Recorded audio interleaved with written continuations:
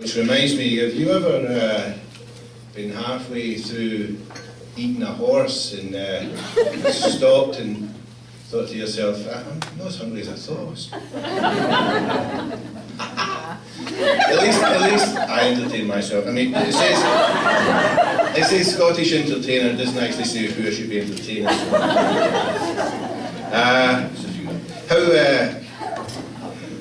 How many Spanish guys does it take to change a light bulb? Just Juan. Come on. I start off with my best stuff. Blame Ingalls, he's the one that asked me that. There was a magician driving down the road, turned into a driveway. Think about that one.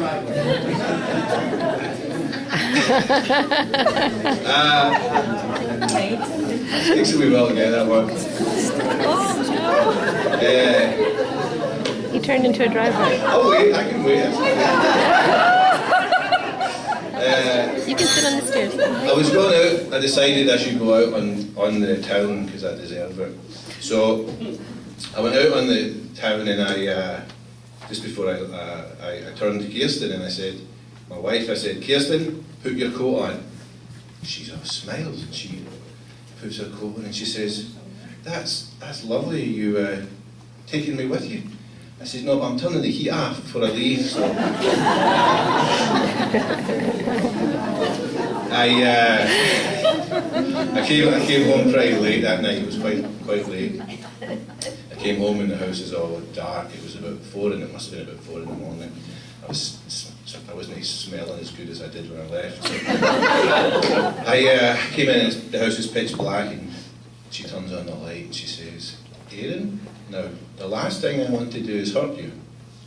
It's on my list, but it's the last thing on my list. I did take her out, I'm not all that bad, I did take her out. We went out to a pub just close to here and I kept looking over and there's a woman standing over in the corner and she's really drunk and she's staggering. She's on her own and she's staggering about. And Kirsten asks me, did you know her? Because she could tell I was staring and I sighed and says, yeah, she's my ex-girlfriend. And I understand that she took to drinking after we broke up 10 years ago. And Kirsten looked at me and she says, celebrating for 10 years?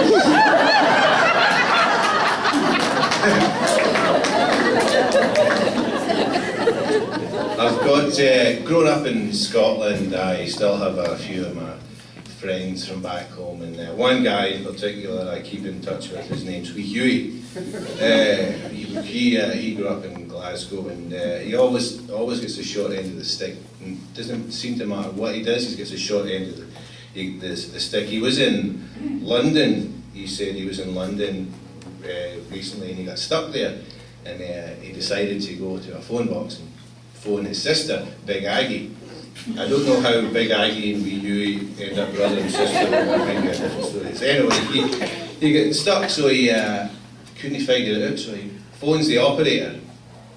He goes, oh, hey, what's going on here? He says, this thing doesn't work. And the operator was a very posh English lady. She says, well, is there money in the box? And Wee Huey says, no, it's just me. He used to, sorry about all this. He used to work at a wee shoe shop in Drumchapel and he was always getting into trouble and wasn't doing things right. So he sold, this man came in one day and he sold him a pair of running shoes. And the next day, the guy came back and he says, Wee Huey, I don't know how you know his name. Wee Huey, I would like to make a complaint. This pair of shoes only came with one lace. It's missing a lace. Wee Huey says, no. Took the box off the guy. Looked at the box, says, see, right here, Taiwan. What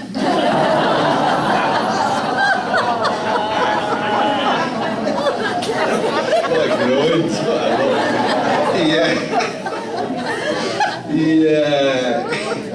He worked in a restaurant in Edinburgh, and a tourist came in one day and he said, "I'm sorry, wee Huey." Everybody seems to know his name. "I'm sorry, wee Huey, but I only have enough money for the bill. I have nothing left for a tip." So wee Huey looked at it and says, "Let me add that bill up again, sir." He was on a train with an Englishman. He was on a train with an Englishman and Angelina Jolie. Is there any English people here? Apologise in advance for this too. He was in a train with Angelina Jolie and an Englishman in Tasmania. I don't know how that ended up. I don't know how he ended up there, but it's a true story. In a train, and it's one of those old-fashioned train, and he's riding along, and it's an old-fashioned train, and he was through a tunnel. Carriage was black. All of a sudden, you hear a kissing noise and a slap. Right? Train comes into life again, and when the train comes out, Angelina Jolie are sitting there as if nothing had happened, and the Englishman's holding his face. So the Englishman is thinking, that Scots fella, wee Huey, must have kissed Angelina Jolie. She thought it was me, she slapped me. Angelina Jolie's thinking, that Englishman must have tried to kiss me, got the Scottish guy slapped in the face. And the Scots guy, wee Huey's thinking, this is great, the next time that train goes through a tunnel, I'm going to make a kissing noise and slap him even harder.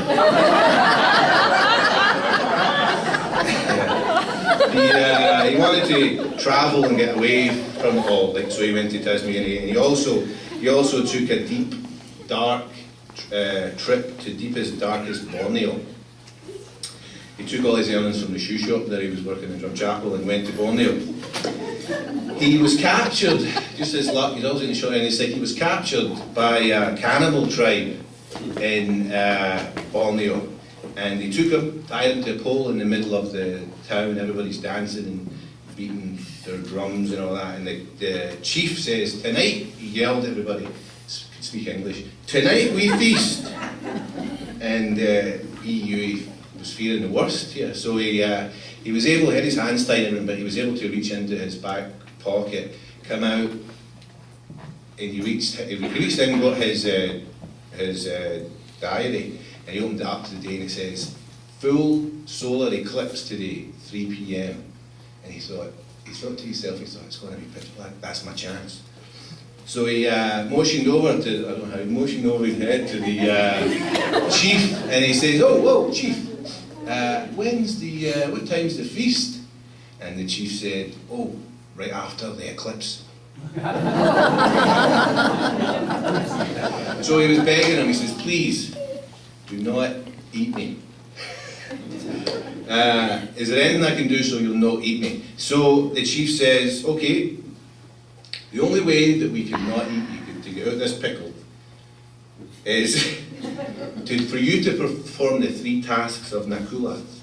We thought, oh, anything, doesn't matter, whatever it is, I'll take some of that. The first task, the chief says, you have to eat this big bowl of jungle worms and grubs. It's really disgusting. No one else can eat it. If you can eat that, Huey thought back about his days in Glasgow and how some of the things he ate from the fish and chip shop, and he thought, it should be no problem for me. So he said, all right, what's the next task? The second task is for you to pull the tooth of the witch doctor. We have a big witch doctor in town, and nobody goes near this guy because he's old and he's big and he's grumpy and no one wants to mess with him. He's got a sore tooth. Pull his tooth out. Third task, you have to ravish the princess of the village. Ravish her. So we used to go back, anything's better than getting eaten. So, I'll do it. First task, grabs the bowl, gobbles it all back, no problem.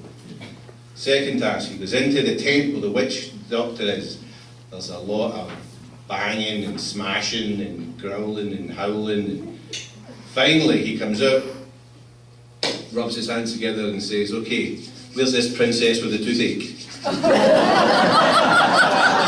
Thank you.